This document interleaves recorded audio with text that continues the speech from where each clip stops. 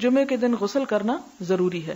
فرض کے درجے میں تو نہیں لیکن پسندیدہ ہے اور اس کی بہت تاکید کی گئی ہے. یہی وجہ ہے کہ بعض ائمہ کے نزدیک واجب ہے، لازم ہے، جمعہ ہوتا نہیں جب تک غسل نہ کیا جائے. اور بعض نے کہا کہ یہ وجوب کے معنوں میں نہیں بلکہ مستحب ہونے کے معنوں میں ہے. ہر بالغ پر جمعہ کے لیے جانا ضروری ہے اور ہر وہ شخص جس پر جمعہ کے لیے جانا ضروری ہے اس پر غسل ہے، یعنی اس کو لازمی غسل کرنا چاہیے، الا یہ کہ کوئی مجبوری ہو.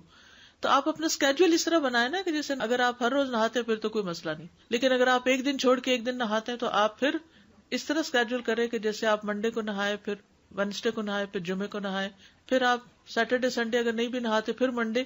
تو اس طرح آپ جمعے کو مس نہیں کریں گے. یہ نہیں کہ جمعرات کو نہا کے جمعہ کو چھوڑ دیا یا جمعہ چھوڑ کے ہفتے کو نہائے، ایسا نہیں کرنا چاہیے. نبی صلی اللہ علیہ وسلم نے فرمایا اذا جاء احدکم الجمعۃ فلیغتسل، کہ جب تم میں سے کوئی جمعہ پڑھنے کے لیے آئے تو چاہیے کہ غسل کر لے، یعنی کوئی بھی. آپ نے فرمایا کہ جمعے کے دن کا غسل ہر جوان شخص پر فرض ہے، واجب ہے، اور واجب یہاں یعنی لازم کے معنوں میں آ رہا ہے. علماء نے غسل کے حکم کے بارے میں اختلاف کیا. بعض تو کہتے ہیں یہ واجب ہے یعنی فرض کے درجے میں ہے، اور جمہور علماء یہ کہتے ہیں کہ مستحب ہے، پسندیدہ ہے، افضل عمل ہے. حدیث میں آتا ہے جس نے جمعے کے دن وضو کیا اس نے اچھا کیا، اور جس نے غسل کیا تو یہ افضل ہے. عمر بن خطاب اس اسنا میں کہ وہ کھڑے تھے جمعے کے دن خطبہ دیتے ہوئے، اذ جاء رجل من المہاجرین الاولین، جب آیا ان کے پاس ایک شخص مہاجرین میں سے جو سب سے پہلے مہاجر تھے، من اصحاب النبی صلی اللہ علیہ وسلم، حضور صلی اللہ علیہ وسلم کے ساتھیوں میں سے بھی تھے، اور کہا جاتا ہے کہ یہ حضرت عثمان تھے. فناداہ عمر، تو ان کو حضرت عمر نے خطبے کے حالت میں پکارا. ایت ساعۃ ھذہ، کون سی ہے گھڑی یہ کون سا وقت ہے؟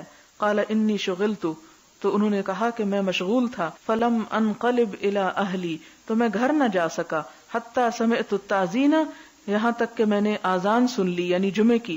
فلم ازد علی ان توضأت، تو میں نے نہ زیادہ کیا اس پر کہ میں وضو ہی کر لوں، یعنی میں صرف وضو کر کے آ گیا. فقال، تو فرمایا کس نے؟ حضرت عمر نے.